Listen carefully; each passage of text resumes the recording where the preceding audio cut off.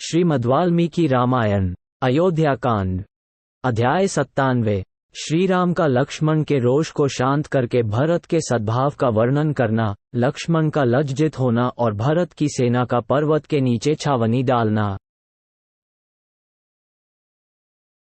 लक्ष्मण भरत के प्रति रोषावेश के कारण क्रोधवश अपना विवेक खो बैठे थे। उस अवस्था में श्रीराम ने उन्हें समझा बुझाकर शांत किया और इस प्रकार कहा। लक्ष्मण, महाबली और महान उत्साही भरत जब स्वयं यहाँ आ गए हैं, तब इस समय यहाँ धनुष अथवा ढाल तलवार से क्या काम है? लक्ष्मण, पिताक सत्य की रक्षा के लिए प्रतिज्ञा करके यदि मैं युद्ध में भरत को मारकर उनका राज्य छीन लूं तो संसार में मेरी कितनी निंदा होगी। फिर उस कलंकित राज्य को लेकर मैं क्या करूंगा? अपने बंधु बांधवों या मित्रों का विनाश करके जिस धन की प्राप्ति होती हो, वह तो विषमिश्रित भोजन के समान सर्वथा त्याग देने योग्य है।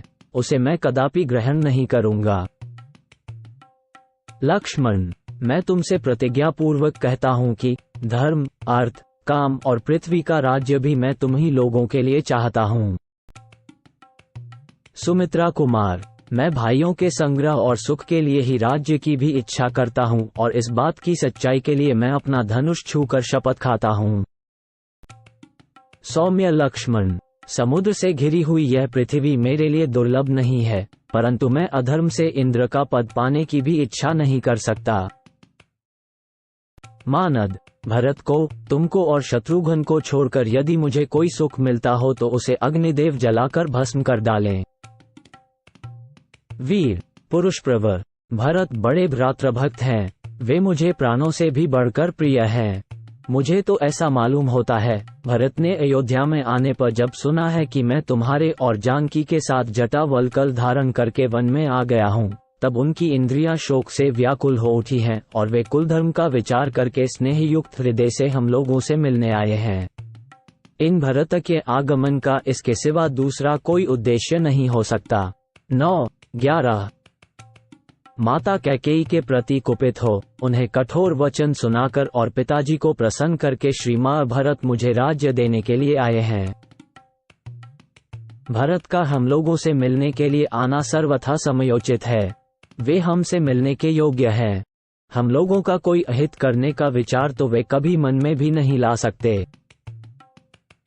भरत ने तुम्हारे प्रति पहले कब कौन सा अप्रिय बर्ताव किया है, जिससे आज तुम्हें उनसे ऐसा भय लग रहा है और तुम उनके विषय में इस तरह की आशंका कर रहे हो? भरत के आने पर तुम उनसे कोई कठोर या अप्रिय वचन न बोलना। यदि तुमने उनसे कोई प्रतिकूल बात कही तो वह मेरे ही प्रति कही हुई समझी जाएगी। सुमित्रानंदन, कितनी ही बड़ी आपत्ति क्यों न आ जाए, पुत्र अपने पिता को कैसे मार सकते हैं? अथवा भाई अपने प्राणों के समान प्रिय भाई की हत्या कैसे कर सकता है? यदि तुम राज्य के लिए ऐसी कठोर बात कहते हो तो मैं भरत से मिलने पर उन्हें कह दूंगा कि तुम ये राज्य लक्ष्मण को दे दो। लक्ष्मण, यदि मैं भरत से ये कहूं कि तुम राज्य इन्हें दे दो, तो वे बहुत अच्छा कहकर अवश्य मेरी बात मान लेंगे।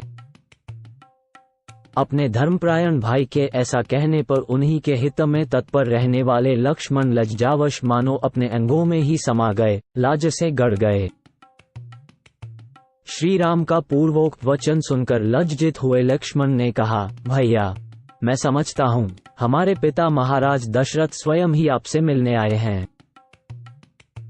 लक्ष्मण को लज्जित हुआ देख श्री राम ने उत्तर दिया, मैं भी ऐसा ही मानता हूं कि हमारे महाबाहु पिताजी ही हम लोगों से मिलने आए हैं। अथवा मैं ऐसा समझता हूं कि हमें सुख भोगने के योग्य मानते हुए पिताजी वनवास के कष्ट का विचार करके हम दोनों को निश्चय ही घर लौटा ले जाएंगे। मेरे पिता रघुकुल तिलक श्रीमान महाराज दशरथ अत्यंत सुख का सेवन करने वाली इन विदेहराज नंदिनी सीता को भी वन से साथ लेकर ही घर को लौटेंगे।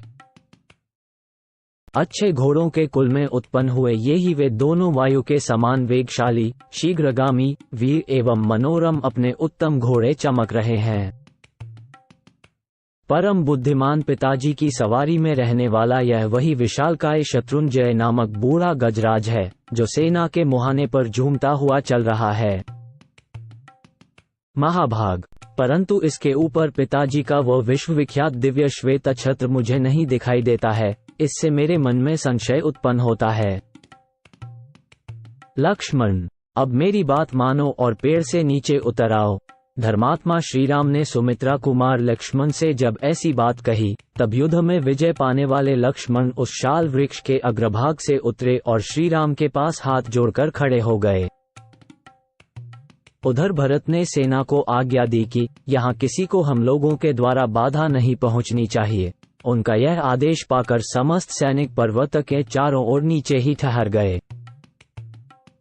उस समय हाथी, घोड़े और मनुष्यों से भरी हुई इक्ष्वाकुवंशी नरेश की वह सेना पर्वत के आसपास की 1.5 योजन 6 कोस भूमि घेर कर पड़ाव डाले हुए थी। नीतिज्ञ भरत धर्म को सामने रखते हुए गर्व को त्याग कर रघुकुल नंदन श्रीराम को प्रसन्न करने के लिए जिसे अपने साथ ले आए थे, वह सेना चित्रकूट पर्वत के समीप बड़ी शोभा पा रही थी।